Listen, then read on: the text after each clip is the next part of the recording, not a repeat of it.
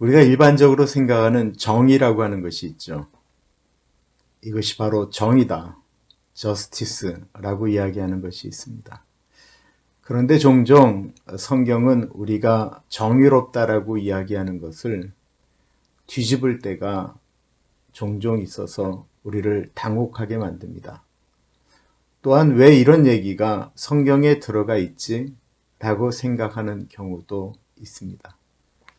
우리가 정의라고 생각하는 것, 그것은 우리의 생각이 거기에 고정화되어 있을 때, 또한 오늘날의 법과 오늘날의 관습과 오늘날의 사회적인 법이 우리의 생각을 그렇게 고정화시킬 때도 많이 있습니다.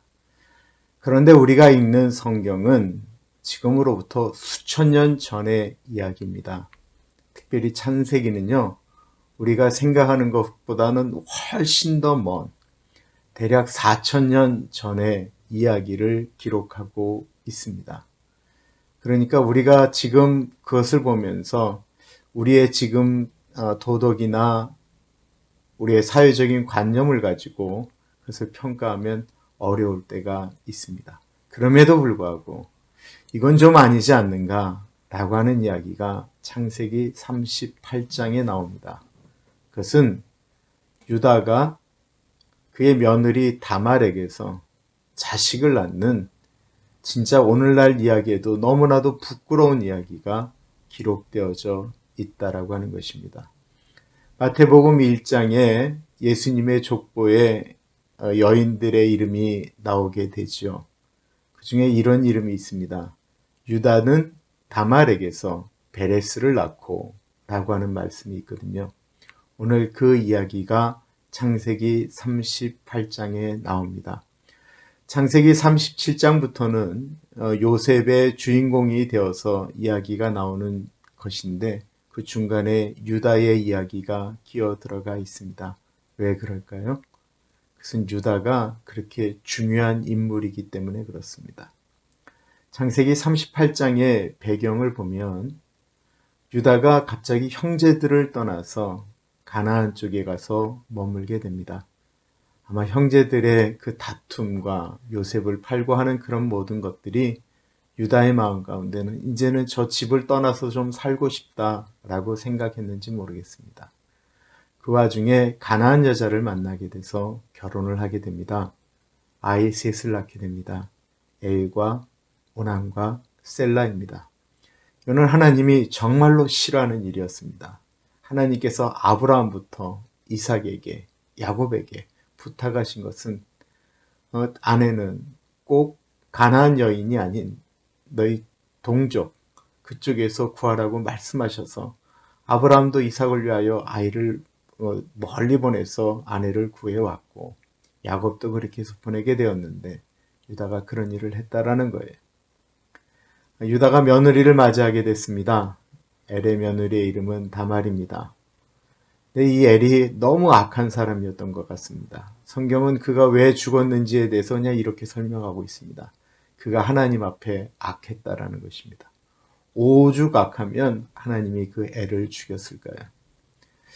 다말은 졸지에 과부가 되었습니다. 다행한 것은 당시 법이 형이 죽으면 그 동생이 그 형수의 미래를 위해서 아이를 낳도록 했다라는 것입니다.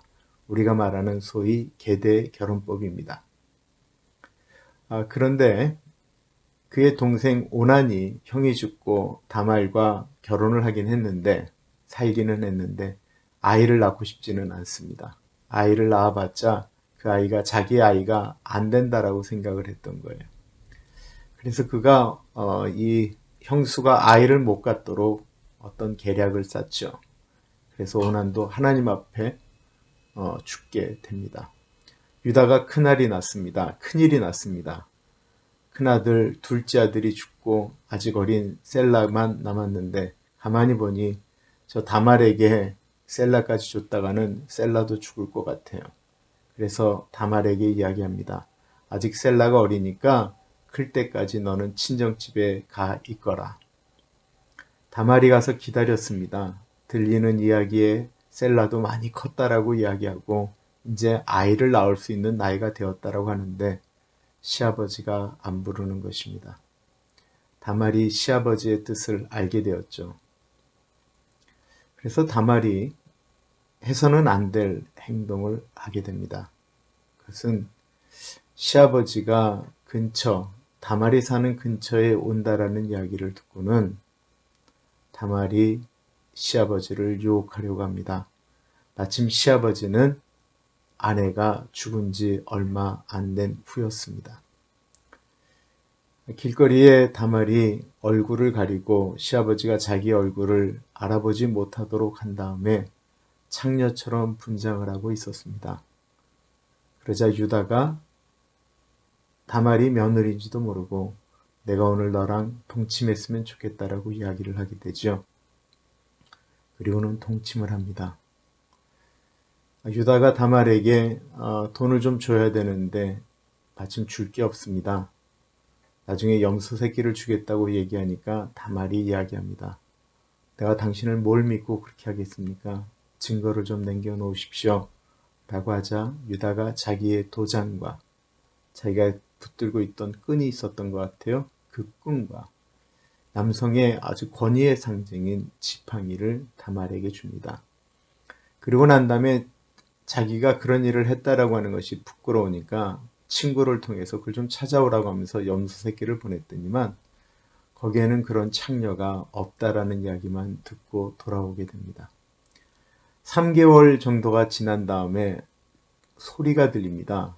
풍문이 들렸습니다. 그것은 무엇이냐면 다말이 어떤 남자와 불륜을 저질러서 임신을 했다라는 것입니다. 유다가 노발대발해서 이야기하죠. 그 여애를 당장 불태워버려라. 불태워버려라. 라고 이야기를 합니다. 그러자 다말이 끌려오면서 시아버지에게 얘기합니다. 내가 이 사람 때문에 임신하게 되었습니다. 그 사람은 바로 이 사람입니다. 라고 하면서 그때 받았던 도장과 끈과 지팡이를 내놓게 됩니다. 유다는 그때 알게 됩니다. 다말이 왜 그런 행동을 했는지. 그리고 나서 유다가 했던 고백이 중요합니다. 볼까요? 유다들이 그것을 알아보고 이르되 그는 나보다 옳도다. 내가 그를 내 아들 셀라에게 주지 아니하였음이로다 하고 다시는 그를 가까이 하지 아니하였더라. 그는 나보다 옳도다. 그가 나보다 정의롭다라고 이야기한 것입니다. 우리는 생각합니다. 아무리 그래도 그렇지 며느리가 어떻게 시아버지를 유혹할 수 있느냐라고 이야기하지만 다말은 당시의 법대로 움직였다라는 것입니다. 가장 가까운 근족을 통해서 임신할 수 있는 권리를 행사했다라고 하는 것입니다. 유다의 그 다음 행동은 본인이 잘못한 것을 알고 다시는 가까이 하지 않은 것이지요. 다말이 아이를 낳는 장면이 나옵니다. 쌍둥이였습니다. 한 아이가 나오니까 산파가 이 아이가 첫째다라고 하면서 손목에다가 띠를 둘렀더니만 그 아이가 다시 쑥 들어가고 두 번째 나와야 될 애가 나왔다라는 것입니다. 그 아이의 이름을 베레스라고 했습니다. 나오다 라고 하는 뜻입니다. 그리고 그의 동생의 이름이 형이었는데 바뀌게 되었죠. 세라라고 이야기합니다. 사람들은 사람의 생각으로 자기의 계획을 움직이려고 합니다. 그리고 그것이 정의다라고 이야기할 때가 많이 있습니다. 유다는 내가 하는 행동이 정당하다라고 얘기했고요. 다말도 당시의 법으로는 내가 정당하다라고 이야기했습니다. 사람이 자기의 길을 움직이는 것 같습니다. 그러나 사람의 생각 위에 계신 분이 하나님이십니다. 잠언은 우리에게 말씀하고 있습니다. 사람이 자기의 길을 계획한다 할지라도 그 길을 인도하시는 분은 여호와라고 하셨습니다. 우리가 정의롭다라고 생각하는 것도 좀 생각해 보십시오. 이것이 옳다라고 생각하는 것이 혹시 나에게만 옳은 것은 아닌가 생각해 보십시오. 하나님은 이 일을 어떻게 생각하실까 고민해 보십시오. 그렇다고 한다면 우리는 좀 더 다른 사람들에게 관대해질 것입니다. 내 자신에게는 하나님의 법으로 철저하고 다른 사람에게는 관대한 우리들이 되었으면 좋겠습니다. 오늘은 여기까지 하겠습니다. 감사합니다.